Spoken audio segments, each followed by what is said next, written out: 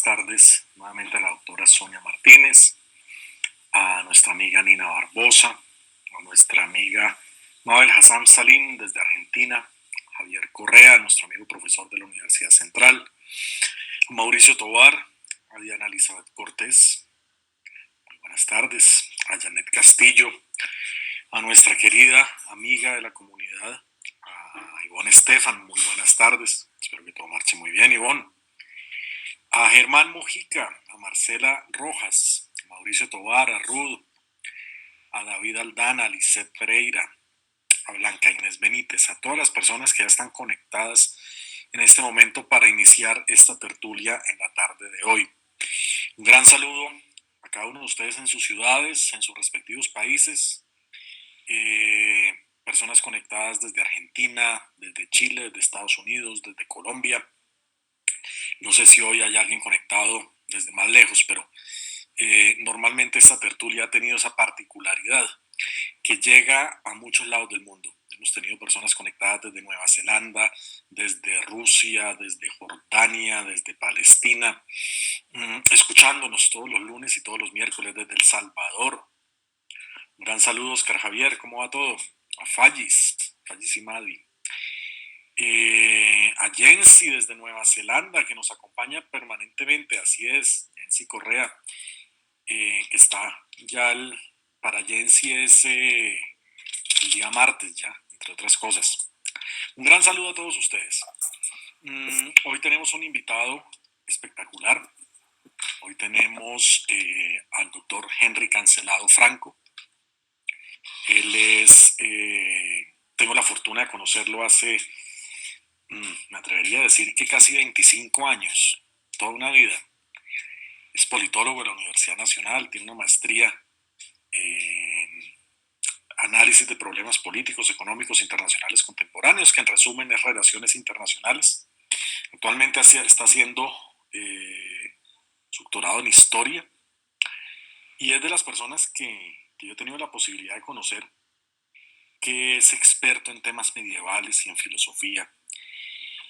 Por esa razón, cuando estábamos organizando esta tertulia sobre un tema que es extremadamente apasionante, ese tema de las cruzadas en Tierra Santa y las cruzadas en Palestina, sin duda alguna el invitado para hacer esta tertulia era él. Por ahí vi a don Emilio G desde Chile, un gran saludo, don Emilio, que ojalá esté bastante bien. Por ahí está conectado también Henry, lo queremos saludar, doctor Cancelado, muy buenas tardes, ¿cómo va todo? Alex, muy buenas tardes a todos quienes ya se encuentran aquí conectados. Es un gusto estar aquí acompañándolos de nuevo en estas tertulias. De nuevo, muchas gracias. A usted, muchísimas gracias por acompañarnos. Un saludo a Alfredo también, está por ahí apareciendo. Doctor Cancelado, muchísimas gracias por aceptar esta tertulia. Lo dejo entonces en control de la sala. Me decía que tiene unas diapositivas para pasar. Entonces en este momento tiene ya el control de la sala. Yo creo que las personas que quieran hacer preguntas, el doctor Cancelado va a abrir una ronda de preguntas al final de su intervención. Ahí podemos todos interactuar. Muchísimas gracias.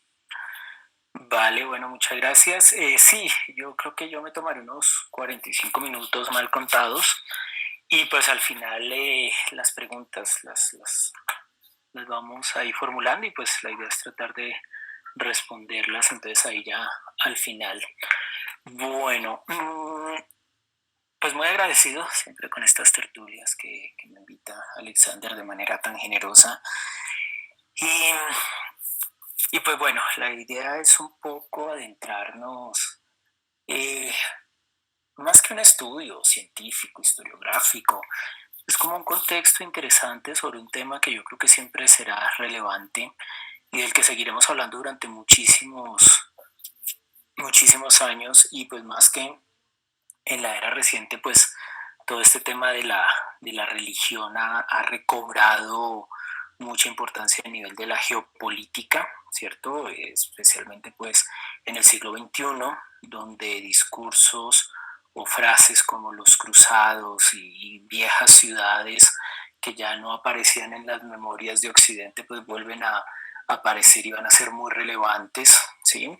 Entonces yo creo que toma relevancia las cruzadas porque las cruzadas es un momento que Occidente y, pues entiende y lo asume en términos históricos de una manera muy concreta, ¿cierto? Una serie de guerras sucesivas durante un par de siglos a diferente nivel, pero eso tiene una serie de explicaciones, ¿no? ¿Por qué se dan en ese momento?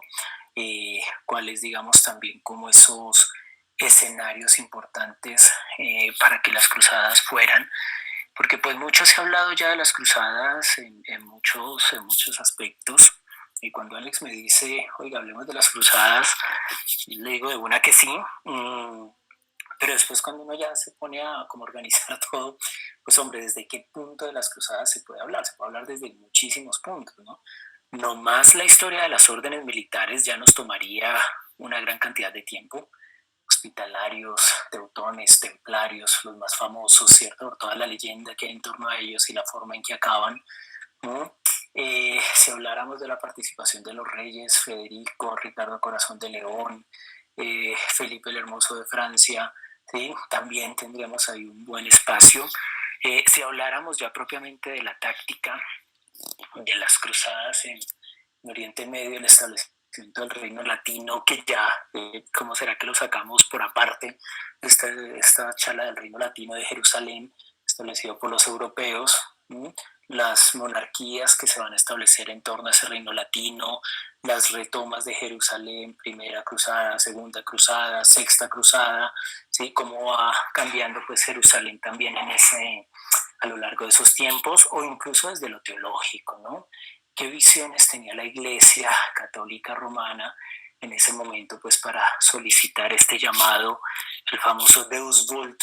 Ya voy a explicar eso, porque la Iglesia y en concreto el Papa Urbano II pues se aventuran también como en esta empresa en ese momento, ¿no?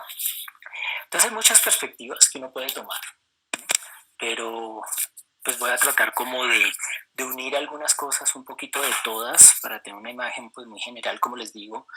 Eh, no es fácil concentrar un tema como el de las cruzadas para poder explicarlas de manera general, ¿no? Voy a compartir aquí.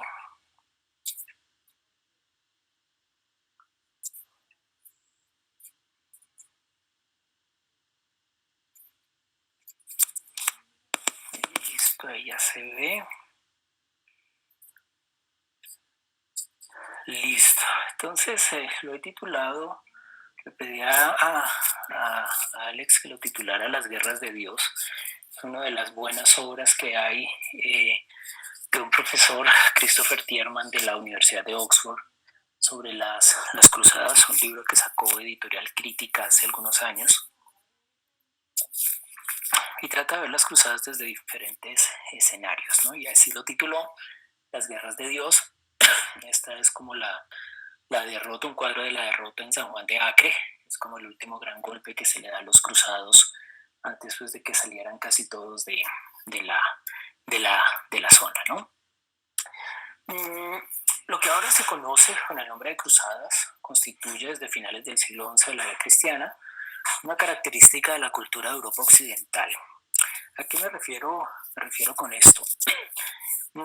Si hay algo que ayudó a organizar el espíritu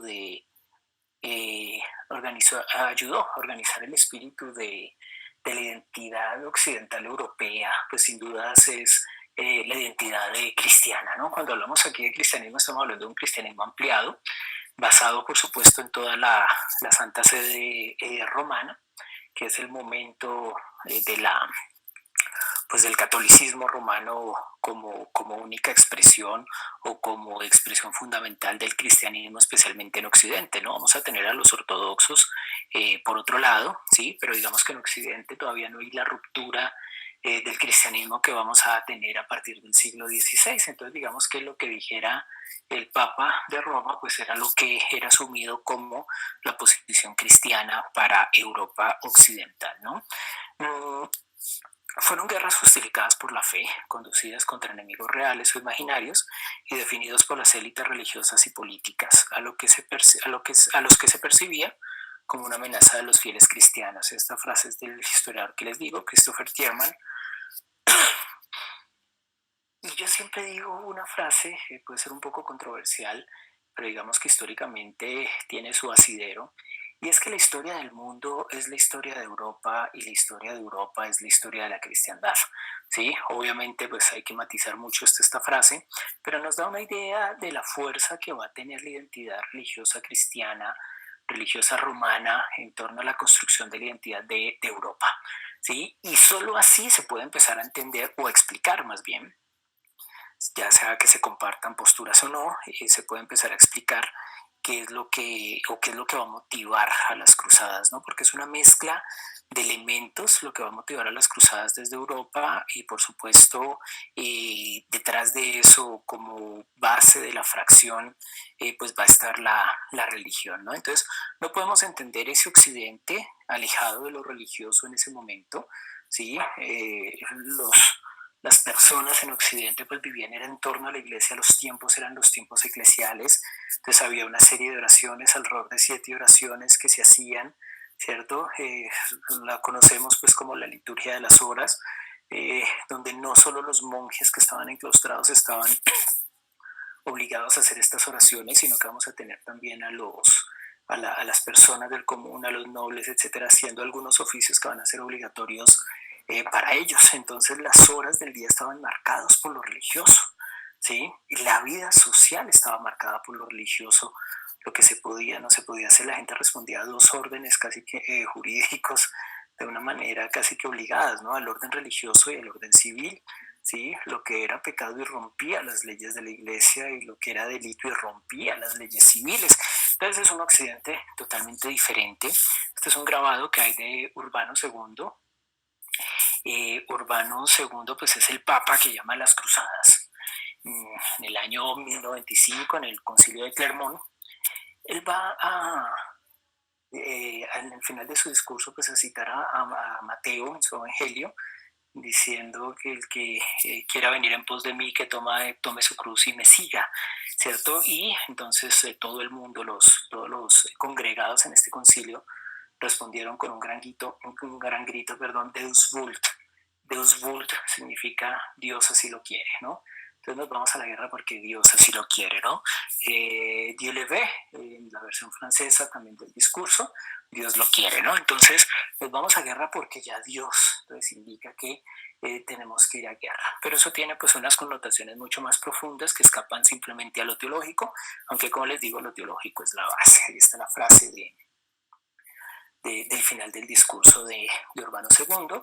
Ahí he puesto ya entonces la primera, la cruz de los, estos son los caballeros hospitalarios, la orden de los caballeros hospitalarios, establecida en el 99 después de la toma de Jerusalén.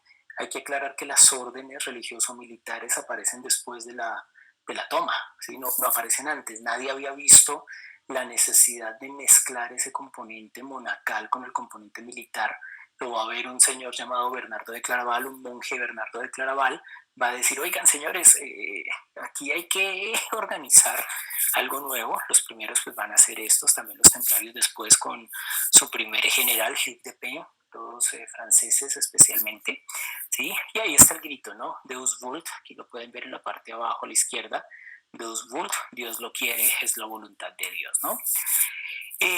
Las creencias religiosas otorgaban una gran significación a actos muy concretos: oración, penitencia, limosnas, asistencia a la iglesia, peregrinación y llamado a la guerra. Como les digo, estableciendo, digamos, como todo ese ambiente medieval europeo, hay que entender que lo religioso permeaba absolutamente toda la vida, así como hoy en día nos permea un poco, digamos, los horarios de trabajo y toda la vida cotidiana está en torno al trabajo, ¿sí? Porque pues ya es otro mundo, pues en ese momento era lo religioso, ¿no? Y todo, absolutamente todo, estaba en torno a las prácticas religiosas. Y esto va a marcar mucho la vida del cruzado. El cruzado, como si lo analizamos ya un poco más personalmente, el cruzado va prácticamente a ser incluido dentro del orden religioso, es decir, va a tener que actuar como si fuera un clérigo. El cruzado entonces le van a ser perdonados sus pecados, pero tiene que organizarse también en torno a estos símbolos, ¿no? La oración, tiene que hacer las oraciones, por ejemplo, dentro del código templario, los templarios en general después las órdenes militares van a poder orar sentadas. Esto van a decir, pero y entonces pues significa que no se tengan que parar, arrodillar, etcétera, todos sentados porque el guerrero tenía que estar descansado para el combate. Y los oficios religiosos solo podían ser detenidos si necesitaban entrar a combate, ¿no? ¿Sí? O cuando estaban en combate, porque pues es que una batalla no duraba 2 horas, podía durar días. Entonces esos oficios se detenían en ese momento, ¿no? Entonces estaban con este tipo de dispensas, podían estar sentados, por decir algo muy concreto, ¿no? La penitencia, especialmente a los grandes nobles que querían viajar a Tierra Santa, ¿no? Se les aplicaba algún tipo de penitencia, tenían que viajar, algunos con sayales, etcétera, los que quisieran pues acceder más rápido a la santidad otorgada por la iglesia en ese momento. Limosnas, las limosnas pues eran algo muy común, especialmente cuando ya van llegando a Tierra Santa, van a encontrarse un poco eh, en otros reinos, pues con gente, con pobres, Hungría, por ejemplo, en Hungría, ya entrando a Turquía, etcétera.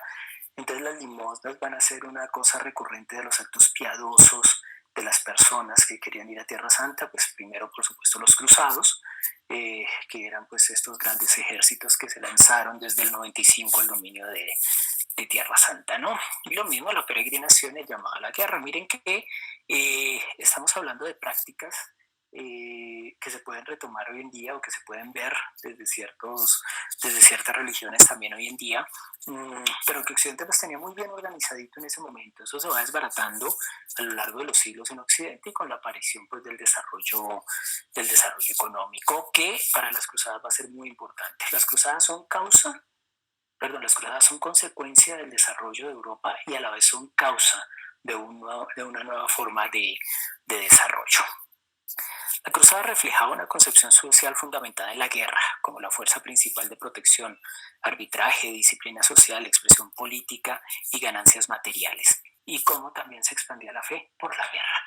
¿Sí? Entonces, segundo elemento, no solo era una sociedad profundamente religiosa organizada desde lo religioso, sino que también una sociedad guerrera organizada desde la guerra. Entonces miren que ya tiene sentido que cuando vemos esto desde poder entender o al menos comprender el fenómeno de las cruzadas, ¿no? O sea, una sociedad profundamente religiosa, una sociedad guerrera, una sociedad que viene creciendo económicamente, por eso les digo, las cruzadas son consecuencia ¿cierto? De un crecimiento económico en Europa, que después se va a ver detenido un poco también por la peste negra en los siguientes 2 siglos, pero en ese momento Europa venía creciendo, los reinos estaban creciendo, Francia ya era un reino mucho más poderoso, muy rico, era tan rica Europa, pues que de ahí sale la leyenda de la riqueza templaria, ¿cierto? Todo lo que ellos hacían para, para proteger a los peregrinos, ¿no? Entonces confiscar los bienes en un lado, entregarlos en otro, los grandes viajes por el Mediterráneo, el comercio, las ciudades de Italia ya empezaban a crecer comercialmente, estoy pensando en Florencia, Venecia, especialmente, ustedes saben que los venecianos ayudan en la defensa de Constantinopla después, en 1453, y toda la Liga Lombarda pues va a acompañar a los papas también en sus pequeñas empresas militares al interior de Europa. ¿Sí? Entonces, si hay una expansión de Europa, es precisamente porque hay una economía que viene creciendo. O sea, no pensemos en economías tipo siglo XX, pero sí pensemos en economías donde lo agrario está más desarrollado, donde la minería pues, está mucho más desarrollada, donde hay una nobleza más organizada, y al haber una nobleza organizada va a haber una función militar organizada también de la vida. ¿Sí? Entonces está el siervo, que es el que produce, está el clérigo, que es el que da como estas instrucciones de la vida de fe, y está el noble guerrero. ¿Sí? Entonces miren que son los 3 órdenes en la vida medieval que se van van a converger en las cruzadas. ¿Sí? Entonces el siervo pues se va también a buscar indultos, incluso muchas veces se mete como cruzado, es una gran cosa. ¿Sí? Vamos a tener el noble, por supuesto, por su razón de nobleza, pues tiene que participar en la cruzada, sirviendo, por supuesto, a la iglesia, y la iglesia es la que hace el llamado a las cruzadas, ¿no? Estas guerras, comprendidas por sus participantes como la manifestación de la caridad cristiana, la devoción religiosa y la ferocidad divina, ayudaron a modelar el sentimiento de pertenencia a una sociedad cristiana. Entonces aquí hay una consecuencia importante de las cruzadas: la identidad cristiana de Europa. ¿Sí?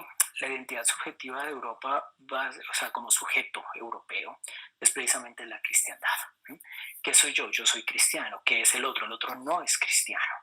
El que me voy a encontrar no es cristiano. Y eso va a permear la actitud violenta de los cruzados en Tierra Santa. ¿Sí? Las crónicas de la toma de Jerusalén son aberrantes. ¿Sí? O sea, acabaron con absolutamente todo. Incluso para la cruzada a la que va Ricardo Corazón de León, dicen que están asediando, hay un asedio y se encierran cristianos, musulmanes, algunos judíos que estaban en la zona, y todos se encerraron como en una iglesia, y que Ricardo Corazón de León, esto es apócrifo, ¿no? Esto es una anécdota, dicen que Ricardo Corazón de León ordenó entonces disparar flechas encendidas a la iglesia. Entonces le dijeron, pero señor, ahí también hay cristianos, y él dijo, mátenlos a todos y que Dios escoja los suyos. ¿Sí? Entonces, ese tipo de leyendas que empiezan a aparecer muestran un poco esa ferocidad, esa violencia de los cruzados en la toma de Tierra Santa, ¿no? Y también lo vamos a ver en el asedio de Antioquía, Ramala, Jaffa, y por supuesto después Jerusalén, ¿no? En el 99. ¿Sí? Pero pues todo está justificado precisamente por el cristianismo de la época.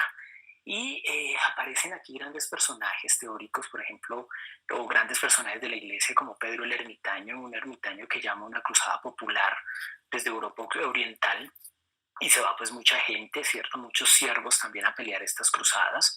Vamos a tener a Bernardo de Claraval, San Bernardo de Claraval, que precisamente va a decir en las constituciones de las órdenes militares, oiga, matar a un musulmán, pues eso da un camino directo al cielo, ¿no? Matar infieles da un camino directo al cielo. Entonces miren que estamos hablando de un occidente profundamente fundamentalista en el cristianismo. ¿En cuál cristianismo? En su versión de cristianismo, ¿no? En una especie de guerra justa, de guerra santa, cosas que ya se teorizaban desde San Agustín, ¿cierto? Que después vamos a encontrar también en Francisco Suárez. Entonces hay un concepto, si aparece un concepto de guerra justa en el mundo, o de guerra santa en el mundo, primero va a aparecer en Occidente. Y eso es claro. ¿Sí? Primero va a aparecer en Occidente, que ahorita los occidentales digamos, pero ¿qué es esto, por Dios? Claro, pero es que estamos hablando de una cosa que ocurre hace 800, 900 años. ¿Sí?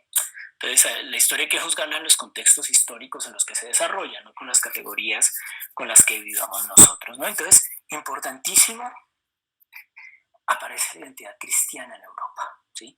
Antes de las cruzadas, Europa es un desorden terrible, es un desorden de reinos, de invasiones internas. Recuerden que ya desde el año 800 los vikingos están invadiendo Europa, pues el resto de Europa, Inglaterra, el norte de Francia, cierto, Dinamarca, Países Bajos. Son guerras muy duras, muy difíciles para estos pequeños reinos que apenas estaban creciendo. Un imperio que no cuaja, que es el imperio carolingio, un papado que todavía pues está ahí como organizándose. Pero las cruzadas dan ese proceso de fuerza, ¿no? Dan un proceso, establecen un proceso sociológico, antropológico, histórico, que va a ser fundamental para el desarrollo posterior de Europa, que viene después de las cruzadas, a pesar de la pérdida, por ejemplo, de Constantinopla y de la destrucción no de la destrucción, sino del bloqueo, digamos, económico y comercial que establecen los otomanos a partir del siglo XV y XVI. Pues viene toda la expansión sobre el otro lado, ¿no? ¿Cierto? Es decir, sobre las Américas, por Asia por el otro lado, etcétera. O sea, lo que no van a lograr por un lado, los europeos lo van a conseguir por otro. Entonces quiero que entendamos las cruzadas también metidas en ese contexto de crecimiento, expansión cultural también de Europa y de creación de una identidad cristiana profunda. Y eso era lo que les decía. Al forzar un estrecho contacto con Asia, las cruzadas alentaron la exploración europea más allá de sus horizontes tradicionales.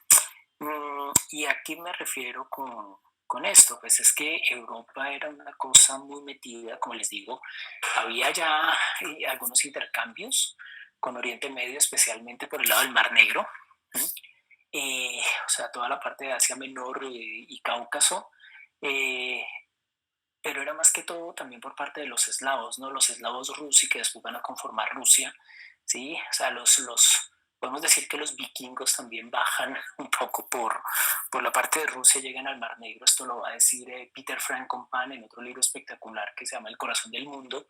Mm, entonces tenemos un sistema europeo interno muy organizadito. ¿En qué sentido? Organizado en el sentido en que ellos ya saben quiénes son, pero los reinos todavía no están tan organizados ni desarrollados, ¿no? Claro ejemplo de esto es que ni las Islas Británicas, ni Francia, ni España son todavía los grandes reinos que van a ser después de las cruzadas. Eh, si vemos el caso inglés, tenemos los reinos divididos, Wessex, Essex, Northumbria, East Anglia, que solo van a empezar a unificarse un poco alrededor del año 1000 y que después pues ya van a ser mucho más fuertes en las cruzadas. Y Ricardo Corazón de León, el gran rey inglés de la época, pues va a ser él como uno de los protagonistas. Ustedes saben que ahí hay una relación interesante entre Ricardo Corazón de León y Saladino. Hay pues relatos, hay crónicas donde había un respeto entre ambos, ¿sí? Incluso Saladino le envía a sus médicos a Ricardo Corazón de León, y pues no, al final no logra todos sus objetivos el rey inglés, pues porque tiene que devolverse, porque quienes conozcan la leyenda de Robin Hood saben que le estaban robando la corona también en Inglaterra, entonces tiene que devolverse. Y bueno, es toda una, como una saga de la historia británica en torno a estas cruzadas, y eso es lo que inmortaliza un poco a Ricardo Corazón de León, ¿no? No es un rey brillante en muchos aspectos, pero en las cruzadas logra, digamos, como ese renombre, ¿no? La cruzada de los tres reyes, que fue la de Felipe, Federico y Ricardo Corazón de León. Y por supuesto la relación con Saladino pues le va a dar un tinte también como de magnanimidad al rey inglés, ¿no? O sea, respeto a mi enemigo, me relaciono con mi enemigo y no soy un tráfugo con mi enemigo, ¿no? Porque precisamente lo que dejan las crónicas que se pueden leer también ya in situ de las cruzadas, que precisamente los europeos no eran los tipos más decentes ni morales que podíamos encontrar, ¿no? Vamos a tener a los primeros reyes del reino latino, Godofredo de Bouillard, por ejemplo, ¿cierto? Los templarios no van a tener una muy buena imagen tampoco en esa zona, y después pues con toda la leyenda negra europea, pues los templarios caen mucho más en desgracia.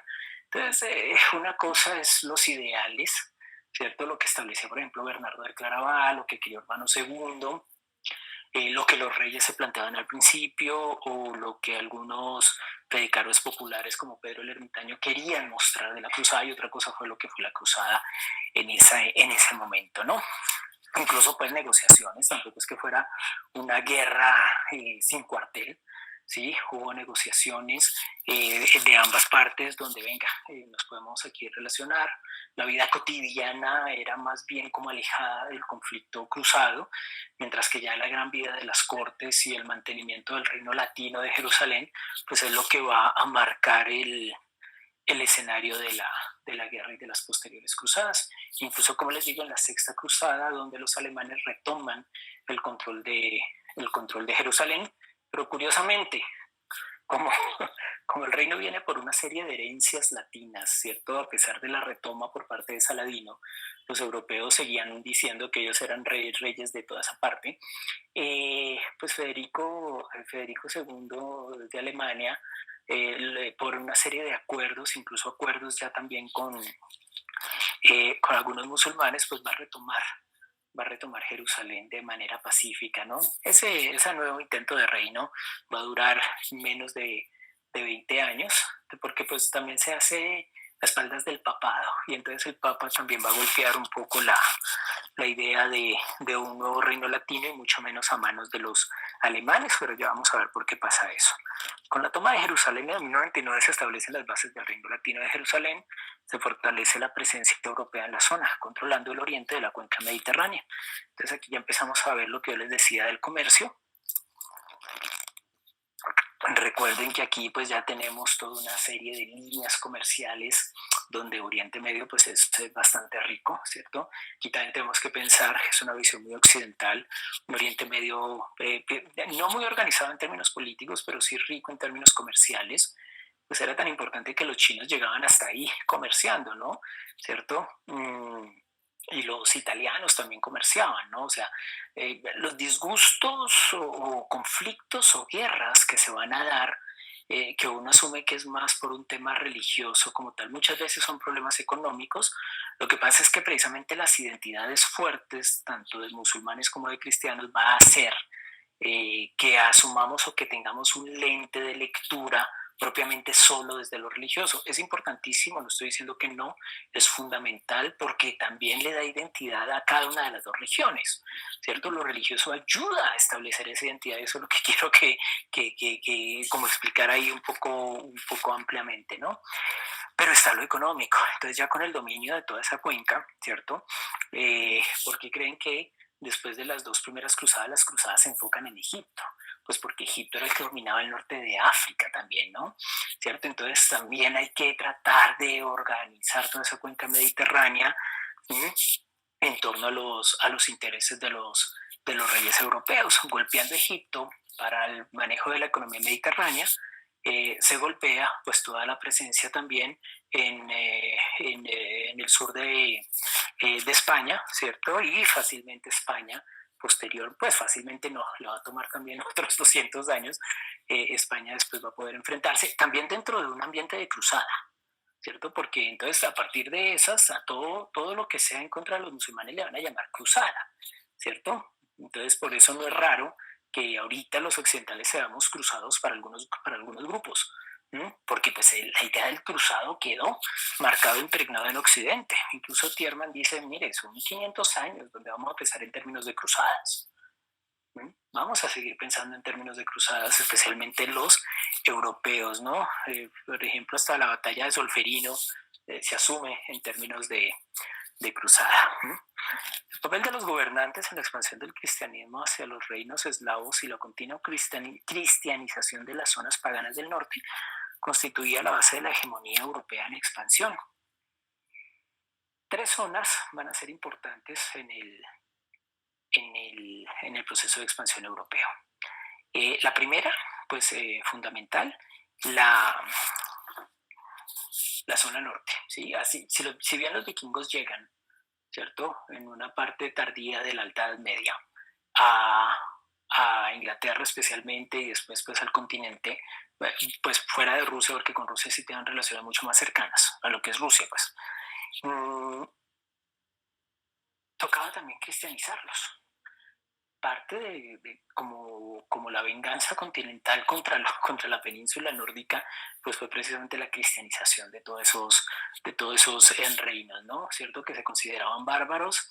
Ya ahorita la investigación histórica dice que no eran ni tan bárbaros, ni tan altos, ni tan bestias, ¿cierto?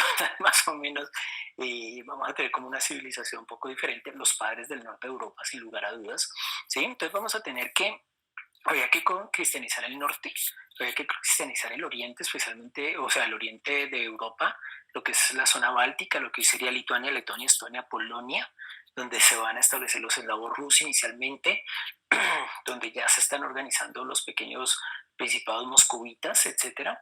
También hay que cristianizarlos, ahí estaban los ortodoxos, entonces va a haber ahí, como vienen divididos desde la temprana Edad Media, vienen divididos los romanos y los ortodoxos, pues bueno, ahí va a haber algo de problemas por la parte de Hungría, Bulgaria, ¿sí? Y por supuesto, la zona de Oriente Medio. Fundamental con el tinte, por supuesto, interesante de que ahí estaban los lugares santos.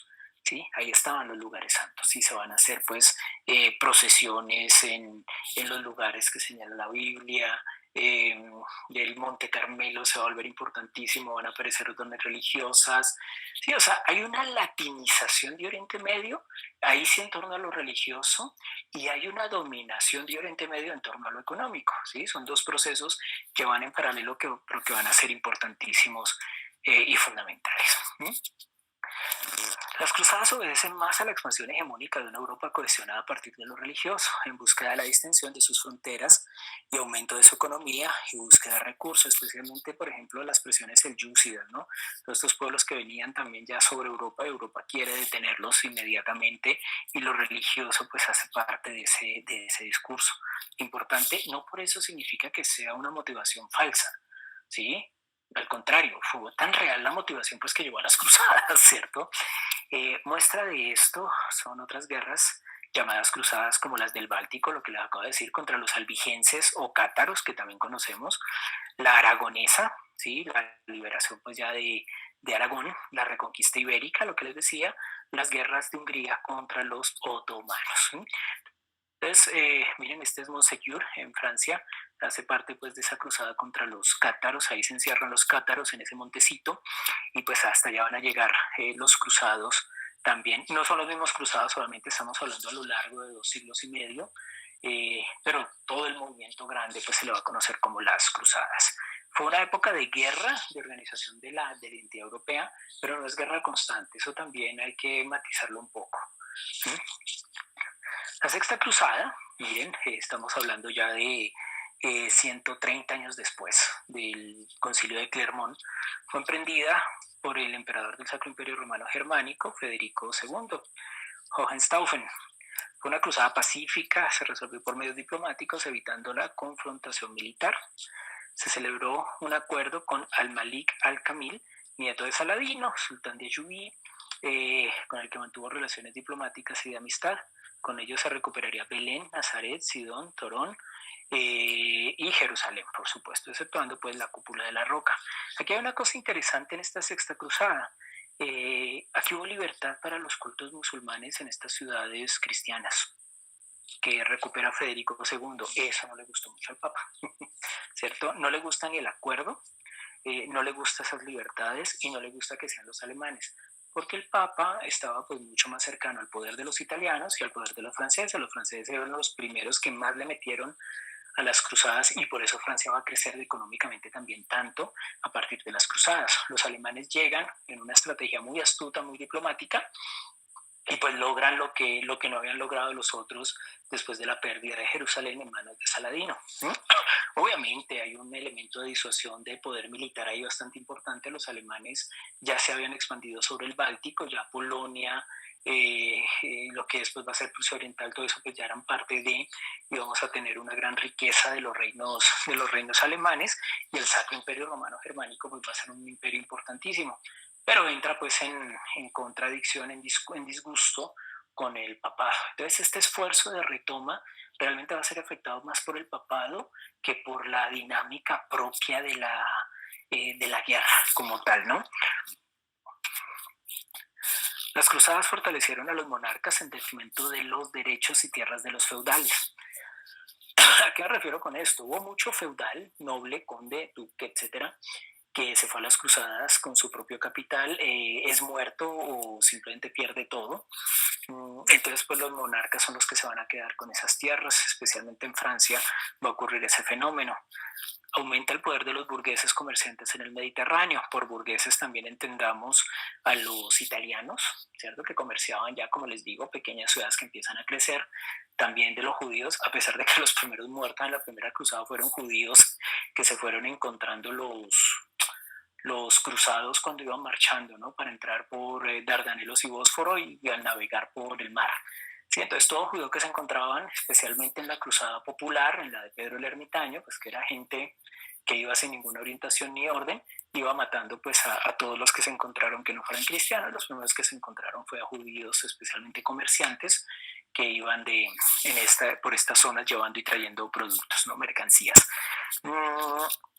Pero pues ellos van a ganar al final después de mucho tiempo, precisamente porque los ejércitos necesitan mantenerse. Los mismos italianos van a ganar, dominan ya el Mediterráneo, sí, que después pues ya con la expansión del Imperio Otomano eso va a volver otra vez a quedar un poco en tablas. Pero digamos es un momento dorado también, ¿no? No veamos este escenario de la Edad Media pues como una época totalmente miserable, claro, miserable a los ojos del siglo XXI, pero bastante prolija e interesante a los ojos del siglo XII-XIII. Hubo una transformación de la cultura, las ciencias y la tecnología a partir del conocimiento adquirido en Oriente Medio.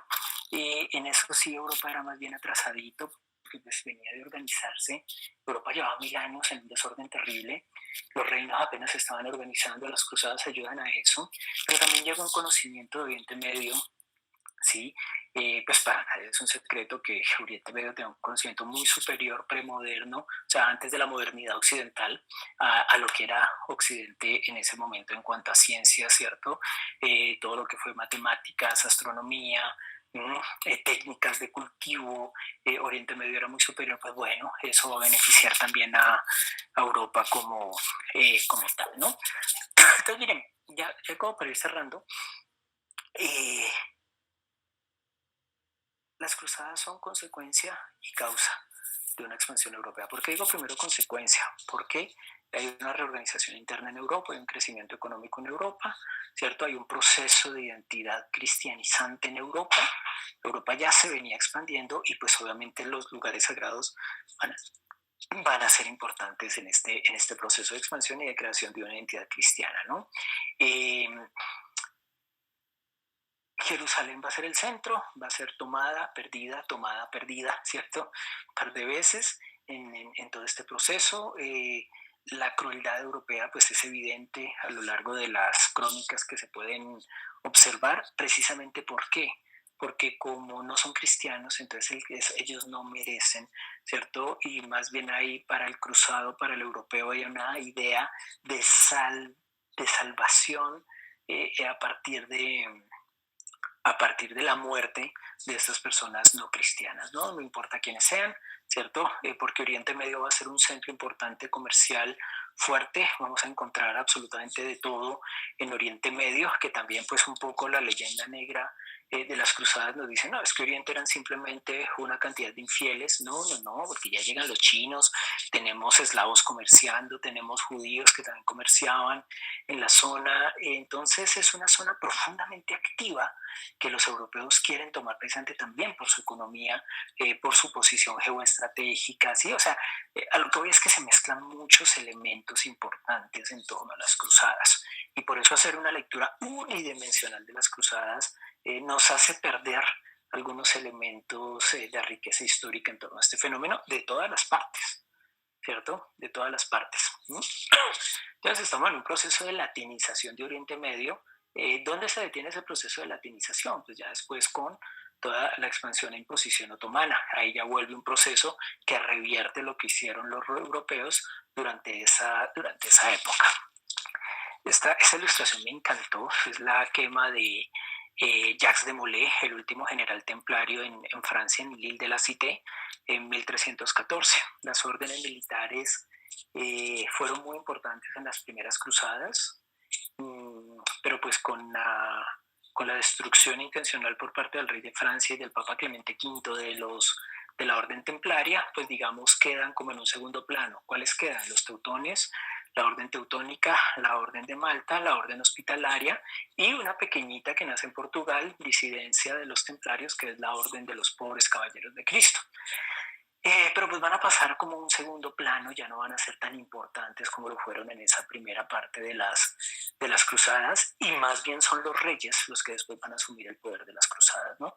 Por eso vamos a tener unas relaciones cercanas entre los reyes europeos y personajes fundamentales para la región, ¿no? ¿Cierto? Entonces hay una cercanía de Ricardo Corazón de León con Saladino, una cercanía de respeto en la batalla, de Federico con su nieto, una cercanía ya más diplomática, más marcada por las relaciones con los europeos, ¿no? Y los dejo con el sello templario. No por nosotros, Señor, no por nosotros, sino por la gloria de tu nombre. Era lo que decía el escudo de los caballeros templarios. Como les digo, pues era una visión bastante general de algunos elementos que parece interesante traer sobre las cruzadas para poder ubicarnos en un fenómeno como algo mucho más histórico y menos mítico, fundamental y lo más importante, porque Europa quería esa parte, una parte central del desarrollo de lo que pudiéramos llamar un sistema internacional medieval que ya conectaba Oriente Extremo con el Mediterráneo y con ciudades que empezaban a crecer en Europa. ¿Y dónde estaba la perla de la riqueza y del comercio? En Oriente Medio. Y con eso termino. Muchísimas gracias. Doctor Cancelado, muchísimas gracias por su presentación, fabulosa como siempre. Hay varias preguntas, pero antes de pasar a las preguntas, yo voy a aprovechar que tenemos una buena masa crítica, voy a aprovechar para hacer dos cuñas publicitarias. La primera para desde ya invitar a todas las personas a nuestra tertulia del próximo miércoles de pasado mañana, que va a ser muy, muy, muy interesante también.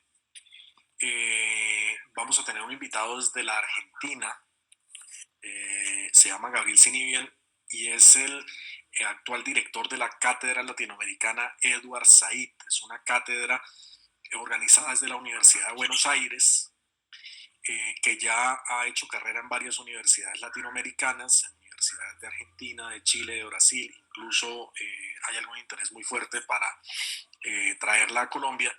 Y es una cátedra que no solamente se fundamenta en el pensamiento de ese gran filósofo que fue Edward Said, sino que tiene una orientación y una discusión sobre la semántica del conflicto, ¿no? Sobre todos aquellos descriptores, todos aquellos relatos, todas aquellas formas de narrar la ocupación israelí de Palestina desde el lado, sobre todo, de la propaganda sionista, cómo se escribe, cómo la cuentan para rediseñar o redibujar sus crímenes sobre Palestina. Esto para el próximo miércoles, nuestro invitado director de la cátedra, Edward Said. Y el miércoles en la noche, aclaro que lo que voy a mencionar no es un evento nuestro de la Embajada de Palestina en Colombia, pero me parece interesante y me parece productivo también replicarlo. Nuestros hermanos en Chile, el Club Palestino de Chile y el Centro de Estudios Árabes Eugenio Chaguán de la Universidad de Chile están haciendo un ciclo también de charlas sobre Palestina. El miércoles pasado fue la primera, este miércoles que viene es la segunda charla, se llama De los primeros asentamientos en Palestina al mundo cananeo. Lo expone un profesor de la Universidad de Chile que se llama Sebastián Salinas. Es por Zoom a las 5:30 de la tarde, hora colombiana, 7:30 hora chilena y hora argentina, si no estoy mal. Voy a copiar el ID de Zoom en el chat para que lo tengan presente las personas que quieran ingresar. Este es el ID de Zoom. Va a ser un evento de Zoom 99 80 61 95 043. Repito, 5:30 del miércoles, hora colombiana, 7:30 hora chilena y hora argentina, 4:30 hora mexicana.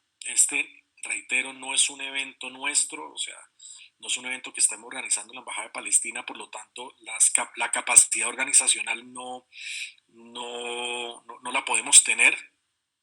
Es un evento que están organizando en Chile, la Universidad de Chile, el Club Palestino de Chile, pero yo creo que puede tener también interés para varios. Escribe Aida Luz Ocampo que si la charla del miércoles va a quedar grabada. Sí, en efecto, estas están quedando grabadas desde hace ya un buen rato, todas para subirlas en un paquete a internet. Vamos ahora sí con las preguntas. Doctor Cancelado, muchísimas gracias nuevamente por su presentación. Hay varias preguntas de las personas en el chat. Escribe Frank Batarse desde El Salvador. Una pregunta que me parece interesantísima. Dice que si existían rivalidades entre las órdenes de los caballeros templarios y los caballeros hospitalarios. Bueno, sí, parece que sí. Especialmente entre esas dos, por ejemplo, parece que los caballeros hospitalarios se enfrentaron mucho al poder creciente de los templarios y parece que fueron de los artífices de la extinción templaria. ¿Sí? Artífices, digamos, indirectamente, en el sentido en que muchos de las misiones les fueron cayendo a los hospitalarios, que tenían misiones totalmente diferentes. Los templarios era cuidar a los peregrinos hacia Tierra Santa, los hospitalarios eran pues más atender, ¿cierto? Toda una serie de casas médicas también en Oriente Medio, ¿no? Pero parece que sí hay rivalidades, parece que sí hay una especialmente con los reyes latinos, las órdenes pues buscando quién se quedaba con más beneficios, privilegios para su misión. Entonces, inicialmente parecería que sí. No tanto así con caballeros teutones u orden de Malta, que son un poco posteriores a estas dos iniciales o primigenias, y especialmente porque pues, los caballeros teutones obedecían directamente al emperador alemán. Entonces, pues no les interesaba entrar en esta disputa de favorabilidad frente a la iglesia, cosa que sí le interesaba inicialmente a estas dos. ¿Listo? Mire usted una cosa interesantísima, y es que los caballeros teutones tienen un canto a Palestina, se llama Palestine Elite. Y esta es una referencia bien curiosa porque dentro de la propaganda del sionismo hay una versión que niega la existencia de Palestina. Entonces uno pues se aterra un poco, uno dice, bueno, pues entonces si Palestina no existía, ¿por qué existía un mandato británico de Palestina? ¿Por qué existía la provincia de Palestina dividida en tres sanjakatos en el Imperio Turco? ¿Por qué en la época de las cruzadas se hablaba de ir a Palestina? Hasta los caballeros teutónicos le tenían un canto, pero aún así la propaganda del sionismo a veces niega la existencia de Palestina. Este dato lo encontré alguna vez haciendo una revisión de archivo, y me llamó la atención que los teutónicos hicieran esta obra pues cantada. Y Alex, tiene sentido que lo llamen así. Palestina era la provincia romana y así entra toda esta parte del mundo a la historia europea como Uh -huh. Palestina, ¿cierto? Claro, claro, claro, sin duda, sin duda. Y aún así, insisto, hay una corriente del sionismo que niega la existencia de Palestina. Entonces uno dice, están negando la mitad de la historia europea y occidental, de paso. Uh -huh. Que aprovecho un poco la dispensa que me da hacer el moderador para hacer una pregunta antes de pasar a la siguiente pregunta del chat. Y es que si partimos del hecho que las cruzadas no solamente tuvo una interpretación religiosa, sino también tuvo una interpretación obviamente económica, como usted lo planteaba, desde la riqueza de Francia, eso también nos hace ver la importancia no solamente religiosa, sino geopolítica del levante, de la costa oriental del Mediterráneo y particularmente de Palestina. El que se adueñara de ese territorio como tal iba a tener una ganancia geopolítica fundamental. ¿Se puede decir que había este pensamiento geopolítico en Francia o fue algo que se construyó sobre el desarrollo de los acontecimientos? Yo creo que en términos de Francia se fue construyendo, creo que era mucho más claro a partir de la península italiana. Sí, es mucho más claro para las ciudades-estado en Italia o para para las ciudades en Italia y la importancia de Oriente porque ellos vivían de ese comercio y ya se daban cuenta de la importancia comercial y económica de Oriente, ¿no? Y pues siempre vamos a tener líos y rollos con las armadas veneciana, florentina, los turcos, ¿cierto? Entonces vamos a tener siempre eso. De pronto España lo tenía más claro también. Por ejemplo, una de las ciudades que más creció después de las cruzadas fue Barcelona, ¿m? Precisamente por todo ese comercio, porque como Europa logra, al menos durante un tiempo, cerrar la cuenca del Mediterráneo en términos comerciales, pues se va a ver muy beneficiado de todo lo que pueda aparecer de Oriente Medio, ¿no? Cosas que vienen de África, de Extremo Oriente, ¿sí? Entonces es como dice Peter Frankopan en su libro, es el corazón del mundo en ese momento. Y eso hay que verlo un poco así. Los europeos necesitaban llegar a ese corazón. Escribe la doctora Sonia Martínez. Sí, dice, podría entenderse como una contradicción de la cristiandad. Por un lado, el llamado a la guerra santa y los soldados de Cristo, y por otro lado, el llamado a la paz de Jesús como príncipe de la paz. Es una muy buena pregunta. Mire, ahí hay tres conceptos que toca diferenciar. Cristiandad, momento histórico donde la vida política, social, económica en Occidente se organizó en torno a una institución concreta que era la Iglesia Católica Romana. ¿Sí? Eso se le conoce como cristiandad. Cristianismo, pues ya es todo el movimiento derivado a partir de la doctrina cristiana que pues sale obviamente especialmente de los evangelios. Al diferenciar estos dos términos, para la cristiandad no había una contradicción, porque lo que era la voluntad de la iglesia era la voluntad de Dios. Por eso el grito es tan importante, Deus vult, Dios lo quiere. ¿Sí? Entonces ellos no diferenciaban entre la voluntad de la iglesia. Hoy en día, y especialmente después de las reformas protestantes del siglo XVI, que se dan en el cristianismo, ahí sí vamos a tener una ruptura. Y hoy estoy de acuerdo con lo que señala ahí Sonia, sí habría una contradicción profunda. Si analizamos a partir de lo que es el cristianismo hoy hacia atrás, sí, incluso para la misma Iglesia Católica, diría, ¿no? Pues eso, no, eso fue un momento histórico muy específico con algún tipo de doctrina, porque también el entendimiento religioso y de fe de las personas va cambiando. ¿Sí? Eso es lo que permite las reformas, ¿cierto? Eso es lo que permite la aparición de lo que llamamos el cristianismo protestante, por ejemplo. ¿Sí? Nuevos entendimientos, nuevas visiones, nuevas revelaciones que no se daban pues en la Edad Media, ¿no? Porque todo estaba totalizado en torno a una institución. Hoy la Iglesia Católica ya lo ve diferente y por supuesto el cristianismo protestante ayudó a esa transformación no, o a esa idea no bélica más bien del cristianismo. Por eso ahorita pues nos aterra al ver que puede haber religiones que también llaman a la guerra y uno dice, venga, pues más de 800 años estábamos haciendo lo mismo. Pero es más un tema de comprensión. En ese momento en la cristiandad no hay contradicción. En la historia grande del cristianismo sí puede haber una contradicción. Estaba haciendo una evaluación ahora de la influencia, obviamente, del capital en la suerte de Palestina, sobre todo en la suerte a partir de los intereses de las potencias coloniales, ¿no? Y usted mencionaba el papel de Florencia, el papel de Venecia, y obviamente el músculo financiero que tenían esas ciudades a la hora de impulsar las cruzadas. En el siglo XIX vimos algo similar y fue ya no Venecia ni Florencia, sino fue el capital de los Rothschild, pero igual financiando procesos imperiales europeos, ¿no? Sobre todo de los británicos. Mm, de pronto es posible hacer un ejercicio de comparación entre esos dos momentos a partir del interés de las finanzas europeas por expandir su riqueza a costa del Medio Oriente y particularmente a costa de Palestina. Perdón, estaba hablando del micrófono cerrado, pero sí, total, total, Alex.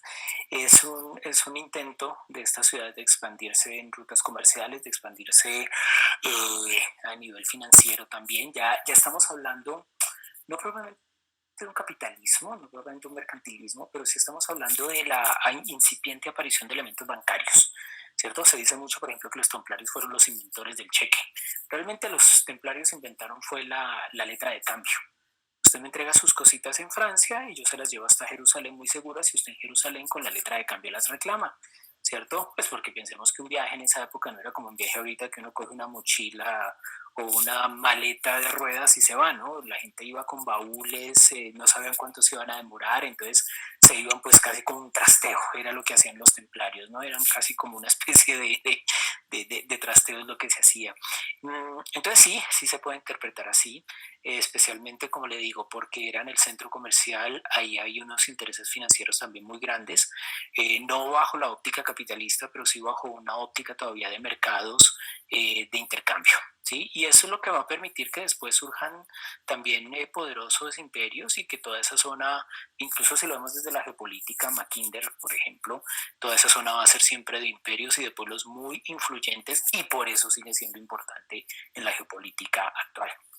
Mire, han salido varias preguntas de geopolítica del Medio Oriente, geopolítica palestina. Escribe Cristian, más o menos la misma pregunta, pero al revés, que si el llamado de Bizancio, el llamado que hace el cristianismo bizantino a la iglesia de Roma para hacer frente a la expansión del Islam en la costa oriental del Mediterráneo, si se podría considerar un problema geopolítico. No, es que esto sí me interesa un montón. Sí. Creo que se abrió el micrófono ya.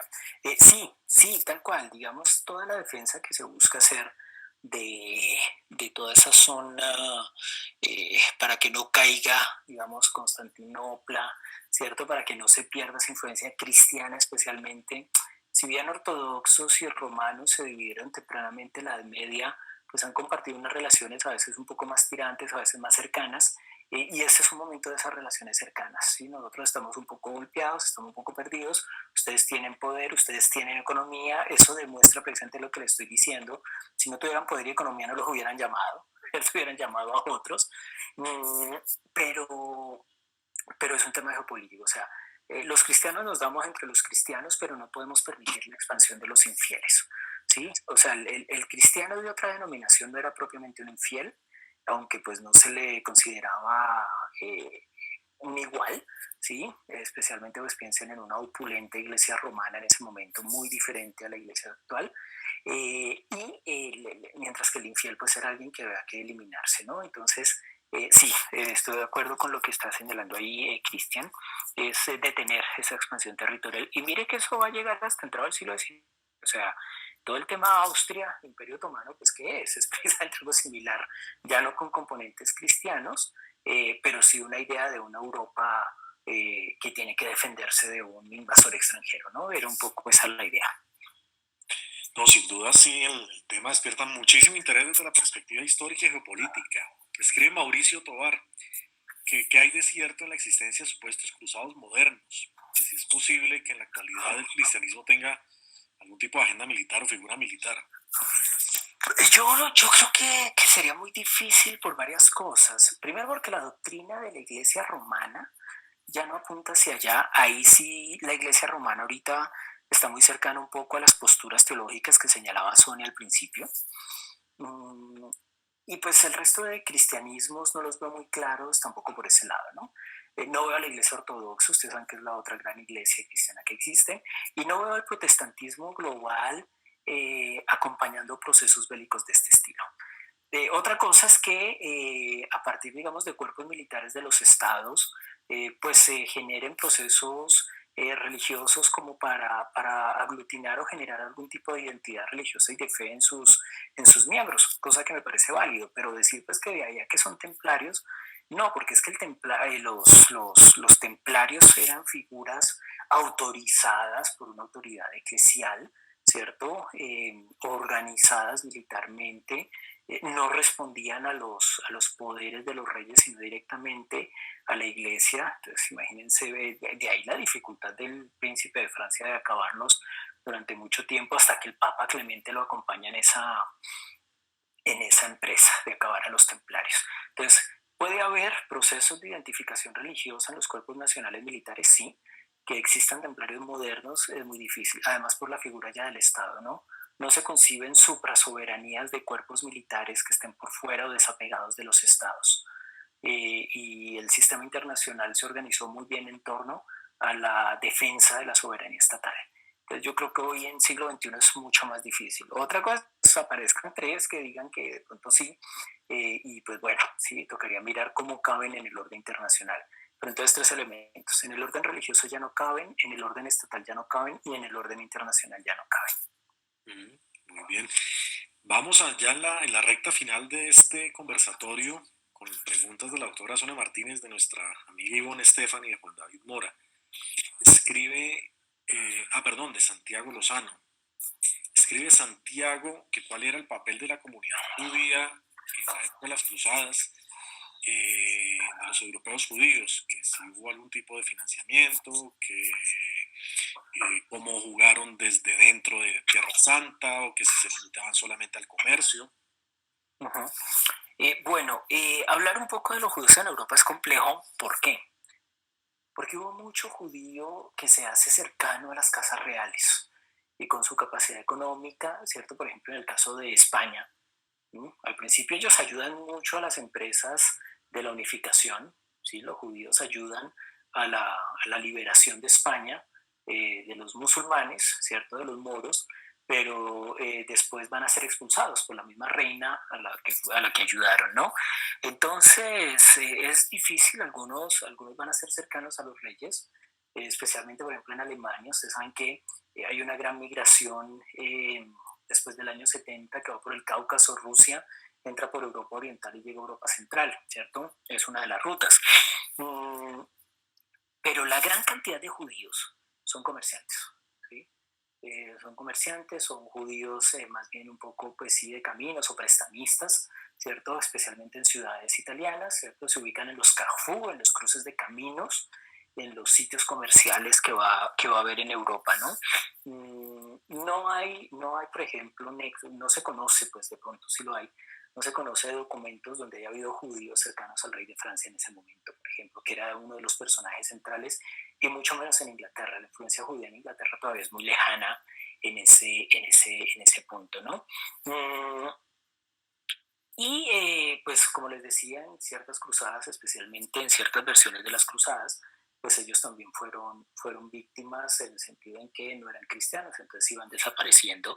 Y la cruzada ayuda a generar un poco la idea de sospecha que después se va a implantar en España, en Francia, en Alemania, y pues se da unas pequeñas también persecuciones tempranas a los judíos en esa zona, ¿no? Entonces, más o menos va por ese lado el papel de los judíos. Bien, nuestra amiga Ivonne Estefan pregunta que quién fue utilizado, que si la iglesia fue utilizada en aras de la economía o la economía fue utilizada como justificación para la evangelización. ¿Qué opina? Eh, muy buena, muy buena pregunta. Muy actual, ¿no? De hecho, también, de paso. Sí, sí, sí, claro. Y pues me deja pensador que es que es también el dilema de las Américas, ¿no? ¿Qué fue primero, la fe o la colonia? Sí, o sea, cuando uno ve que en los desembarcos en las Américas siempre llegaba el conquistador, el notario y el cura, pues uno dice, hombre, estos son como tres esquemas del mismo poder. Yo pensaría que es una relación que no se puede separar, ¿sí? Eh, la iglesia en aras de la economía, ciertamente toda Europa gana, y de una vez pues que ya estamos en eso, pues evangelicemos, ¿sí? No importa dónde empecemos, si evangelizamos y ganamos o si vamos a ganar y después evangelizamos. Yo creo que hay una relación que no se puede dividir, pues me parece interesante. Son dos variables que en ese momento no se pueden separar, ¿sí? Y pues yo, en lo personal, soy un escéptico de las causas puras. Yo siempre, como dicen los gringos, follow the money, ¿sí? Entonces, cuando uno empieza a analizar un poco las intencionalidades, no niego que de pronto algún rey, algún noble, algún siervo haya ido con alguna intencionalidad religiosa profunda, pero ya cuando uno ve el devenir de las cruzadas y las luchas que se dan en el reino de latino, porque son luchas intraeuropeas realmente, pues uno dice, hombre, aquí hay un interés mucho mayor y ahí es donde aparece un poco lo económico. Yo no lo podría separar, yo no lo separaría. El hecho es que ambas cosas de todas formas se dan y se fortalece otra vez el cristianismo en una región donde nació el cristianismo, ¿cierto? Entonces, de los viejos ermitaños que se ubicaban en cuevas en Siria, pues volvemos ahora a los nuevos cruzados 1000 años después. Que es curioso justamente que ese antecedente de las cruzadas, la que se llamó la cruzada de los pobres, esa no prosperó y no prosperó pues porque eran pobres, o sea, porque no tenían el respaldo de ningún rey, ni ningún noble, ni la élite europea que tenía seguramente una agenda paralela también. Sí, sí, de acuerdo. Así mismo. Para cerrar, escribe Juan David Mora, profesor cancelado, ¿cuál fue el impacto de la llegada a Medio Oriente de las hordas mongolas en el desarrollo de las cruzadas? Bueno, primero hay un debilitamiento, porque no solo llegan a Oriente Medio, sino que también hay un debilitamiento del orden europeo, ¿sí? En primer lugar. Segundo, de todas formas, los mongoles pues, van a ponerle un tinte militar nuevo y eso va a golpear a los europeos, ¿no?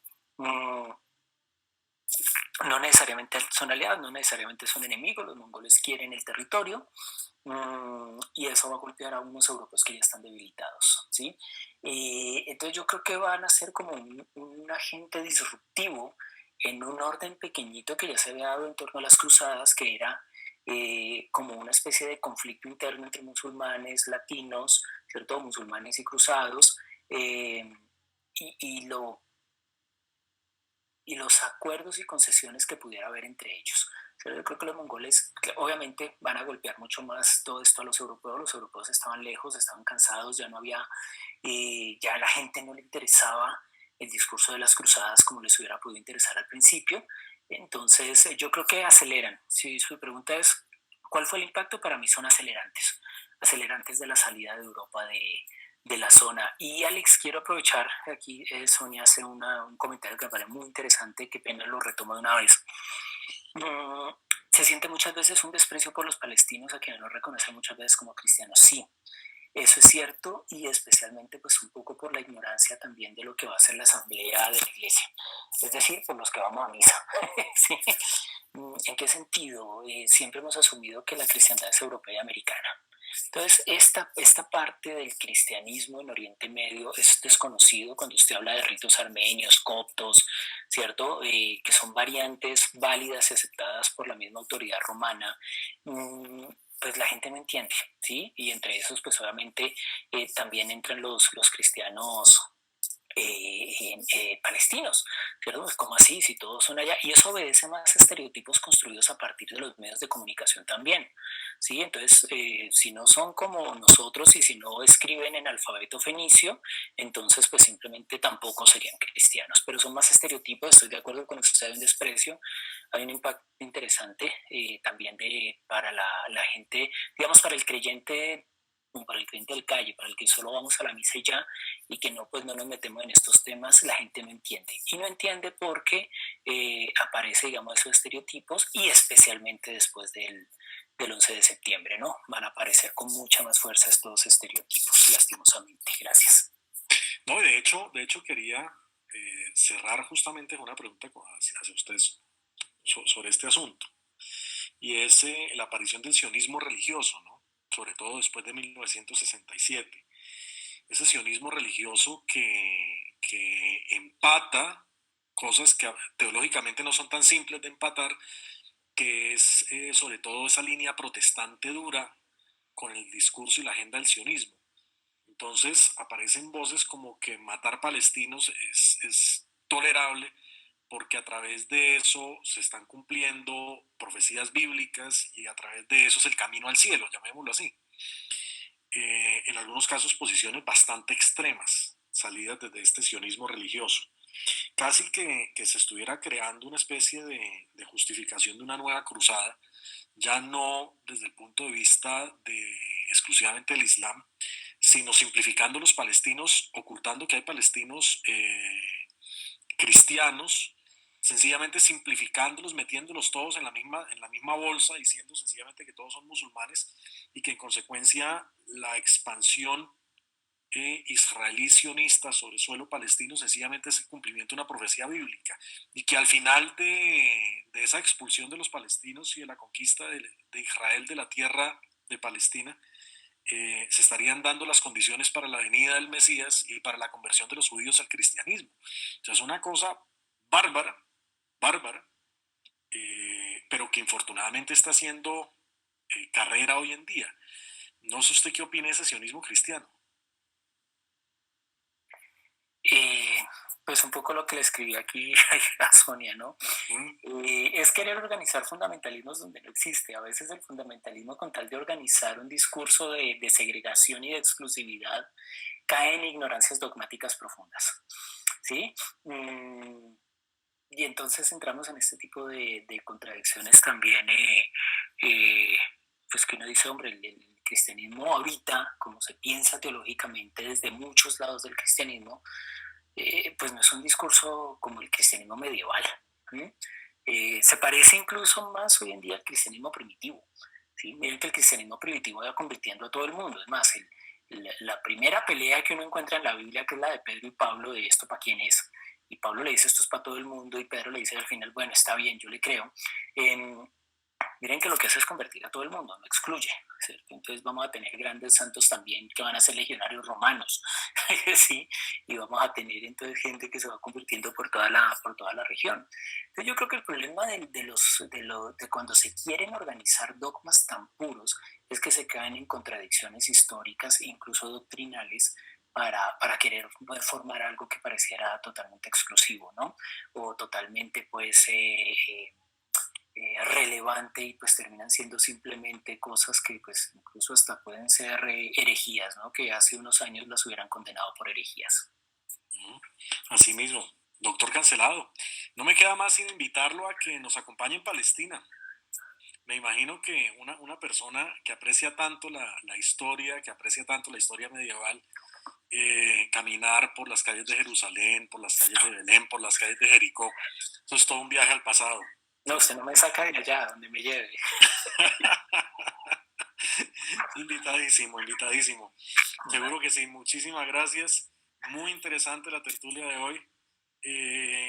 de nuevo su generosidad con este espacio, pero ya nos había acompañado antes en la charla sobre Jerusalén y el Reino Latino de Jerusalén.